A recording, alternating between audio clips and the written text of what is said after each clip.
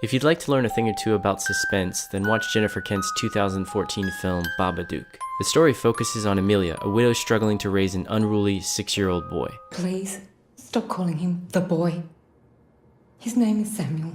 Grappling with grief, insomnia, and depression, Amelia is only further distressed when Samuel begins to complain of a monster hiding in his closet. However, when a sinister children's book mysteriously shows up on Samuel's bookshelf, Amelia begins to question her own sanity. So the first hour of this film brilliantly succeeds at slowly building tension through a variety of different filmmaking methods and techniques. So let's take a closer look at a few of these techniques in detail. A simple and subtle way to build tension is through sound design. Take this scene as an example. You can choose one tonight. Amelia and Samuel first discover the Mr. Babadook book in Samuel's room. Where'd you get this? On the shelf. Sound plays a key role in building the tension for this scene. If it's in a word or it's in a look, you can't get rid of the Babadook. When Amelia begins to read the book, it's rather playful for Samuel. If you're a really clever one and you know what it is to see, then you can make friends with a special one. A friend of you and me. By the third page, however, Amelia begins to notice that something is off. At this point, you can hear a soft droning noise slowly fade into the background. His name is Mr. Babadook, and this is his book. It's extremely subtle, so let's have a listen to the background noise isolated. A rumbling sound, then 3 sharp knocks. Babadook, dook, dook. This noise slowly increases in volume as the artwork and the text of the book become more menacing. That's when you'll know he's around. You'll see him if you look. Finally, Amelia becomes so uneasy that she quickly closes the book, and as soon as the book shuts, the background noise stops. We might read another one tonight, eh? But you said I could choose. Samuel protests, and after a few hesitant moments, she decides to continue. This is what he wears on top. He's funny, don't you think? The droning noise quickly fades back into the background immediately after she opens the book. As the remaining 20 seconds of the scene builds with tension, you'll notice that layer upon layer of new discordant drone noises are added, until the scene finally climaxes. See him in your room at night. Mom? Does it live under the bed? Mom? Mummy! Mummy! This is subtle, but extremely effective. This single shot encapsulates and communicates a recurring theme of the film. Don't let it in. We first see it in the threatening text of the Mr. Babadook book, then we later hear Samuel screaming it out to Amelia, terrified that the Babadook is going to take his mother. Don't let it in! Don't let it in! Don't let it in! Don't let it in!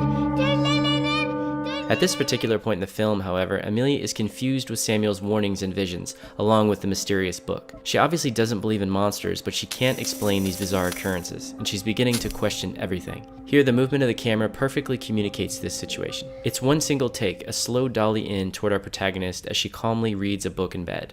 When something catches her attention, she quickly looks toward the camera, just off screen. The dolly move halts right when she looks up. After looking for a few seconds, she slowly focuses her attention back on the book, at which point the camera starts to slowly move again. After a few seconds, as the camera inches ever closer to her, she again looks up, and the camera stops again. The shot gives us the feeling that something is stalking her.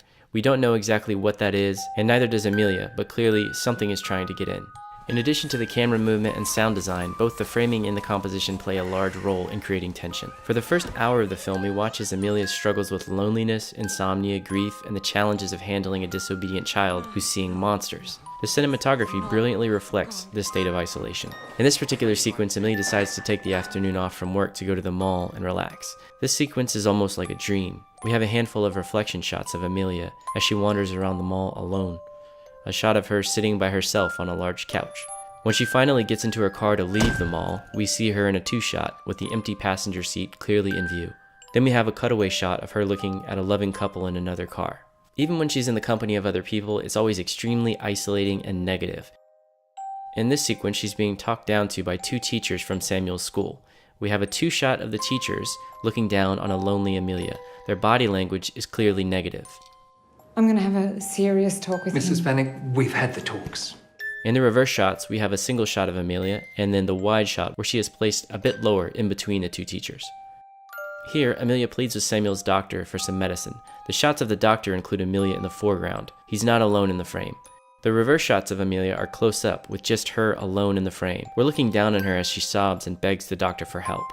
The body language is also playing a huge role here. The doctor isn't even looking at Amelia through most of the scene, instead focusing on his computer. Even when he does face her, he avoids eye contact.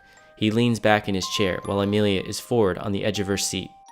We can also see Amelia's isolation when she interacts with her sister Claire. Here, with Claire and her friends, Amelia is again positioned alone in the frame, with the rest of the women huddled together in a wide shot. And once again, they're positioned above her and talking down to her. While all of these things are small and subtle, they definitely help contribute to the overall emotional tension in the film. As we all know with horror, it's what we can't see that is truly horrifying. The Babadook plays with this technique well, using Samuel as a window into the monstrous world of the Babadook. Mom! Through various reaction shots of Samuel, we are made aware of the Babadook's apparent presence. Throughout the first half of the film, Samuel claims that something is after him. The Babadook did it, Mom! Amelia nor the audience can see what it is, and this contributes to Amelia becoming increasingly emotionally unhinged. Even when Samuel is alone in his room, the audience can't see what he sees. Tension is built via his reactions in conjunction with the absence of a clear visual of any creature. In this particular scene, Samuel is watching his closet intently until finally he looks up at something coming out at him. Next, we jump to Amelia, who hears him scream. We then follow her to his room, where we see the closet knocked over onto the ground and a terrified Samuel hiding under his bed. Clearly, something has happened here that cannot be explained, but still, we don't get the release of seeing what Samuel sees. A more notable instance of this is the scene inside of the car. Amelia finally reaches a breaking point with Samuel's disobedience, and she pulls over the car to yell at him. You just be normal! There is no Babadook! During the fight, Samuel begins to react to something in the back seat, just next to him. Get out! Get out! Samuel! Mommy! Stop this now! Get out! Get out! This scene finally climaxes with Samuel collapsing and Amelia rushing him to the doctor. But once again, we aren't shown what Samuel sees. As you can see now, at this point in the film, both the protagonist and the audience have experienced quite a bit of tension. So when that payoff does eventually come, it has more of an impact.